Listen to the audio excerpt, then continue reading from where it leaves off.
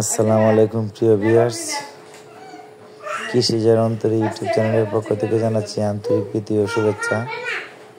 তো দেখেন, বর্তমানে চতুর্দিকে বর্ষার পানি হয়ে গেছে।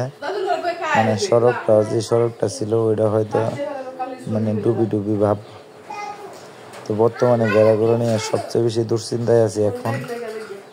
বেড়াগুলো সব গাভীন, বাচ্চা দেওয়ার সময় হয়ে গেছে।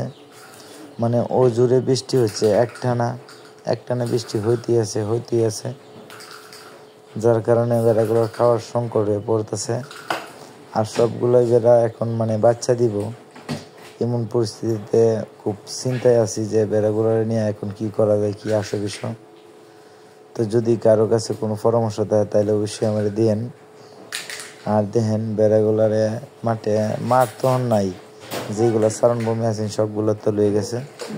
যে গাঙের পাড়টা, ওই পাড়টা শুধু এখন বাসা আছে, ওইটা হয়তো তলিয়ে যাব কিছুদিনের মধ্যে। এই ভিডিওটা নিয়েছিলাম হলে একদিনে বর্তমানে হয়তো 1 হাত পানি বাড়ছে। প্রচুর পানির বাড়তি। উত্তরের দিকে বন্যা, আর এই বন্যার পানি আইতেছে আমাদের এদিকে, যার কারণে পানির প্রবলতা অনেক বেশি। যদি কেউ চান, দয়া করে আমি কিছু বেড়া বিক্রি করব, দেশি বেড়া বিক্রি করব, 6-7টা বা 10টা বেড়া বিক্রি করব। যদি কেউ চান আমার কাছে নিতে পারেন, কারণ যেহেতু আমার এখন ঘাসের সংকট। দেখেন, রাস্তার মধ্যেও ঘাস নাই, যার কারণে বেড়া কিছু বিক্রি করে কমাইয়া দিব। তো কেউ চাইলে আমার কাছ থেকে বর্তমানে বেড়া কিনতে পারেন, আমি তুরাতুরি কিছু বেড়া বিক্রি করে দিব। আর গাড়ার কাছে যে পাটাগুলো আছে এগুলো বিক্রি করব। দেখেন, পানি বর্তমানে অনেক বেশি, পানির বাইরে চতুর্দিক দিয়ে পানি হয়ে গেছে, যার কারণে বেড়ার খাওয়াইতে সংকট। বেড়ার খাওয়ান জোগানি হিমশিম গাইতেছি আমি, যার কারণে বলতেছি যে কিছু বেড়া বিক্রি করব। আসলে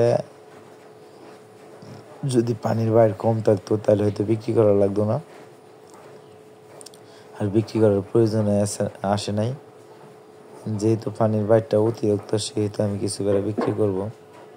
তো সবাই আমার জন্য দোয়া করেন যেন আমার খামারটা সুস্থ সবলভাবে বেড়াগুলো লালন পালন করতে পারি। কারণ সারা বছরের মধ্যেই একটা সময় সবচেয়ে খামারির বিপজ্জনক দিক হলো ওইটা। কারণ একটানা সারাদিন যাবৎ বৃষ্টি হইতেই আছে, আবার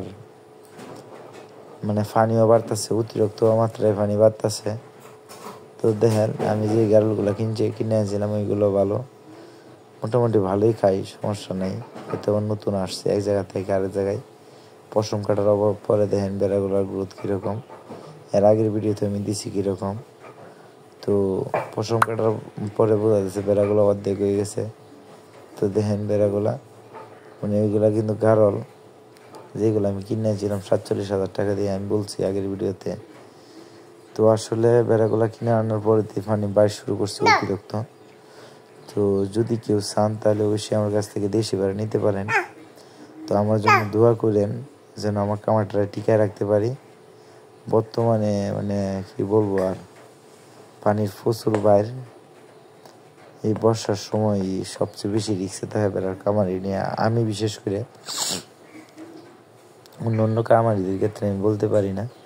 শুধু মনে করেন এখন থেকে 15 দিন বা 1 মাস এইরকম সংকটে থাকবে ঘাসের। তারপর ইনশাল্লাহ আবার যখন নিচু জমিগুলো বাইসে উঠবো, তখন আর সমস্যা হবে না। আর এই বেড়াগুলোর ঘাসের সংকটটা পূরণ করতে পারবো ইনশাল্লাহ। খেলার ছাড়া আছে, ওইগুলো খাওয়ায় অভ্যস্ত করতে হবে।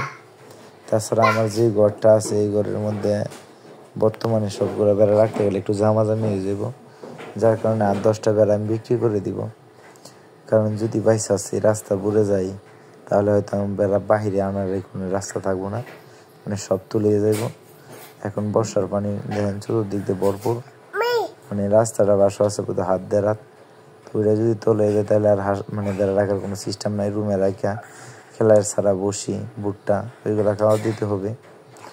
তো ধন্যবাদ সবাইকে সবটুকু ভিডিও দেখার জন্য। যদি ভালো লাগে তাহলে অবশ্যই চ্যানেলটা সাবস্ক্রাইব করে পাশে থাকেন। আশা করি সবাই ভালো আছেন, আমিও আল্লাহর রহমতে ভালো আছি। আসসালামু আলাইকুম।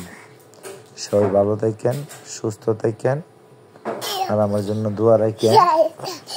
ধন্যবাদ সবাইকে। তো দেখেন চতুর্দিকে প্রচুর পরিমাণ পানি।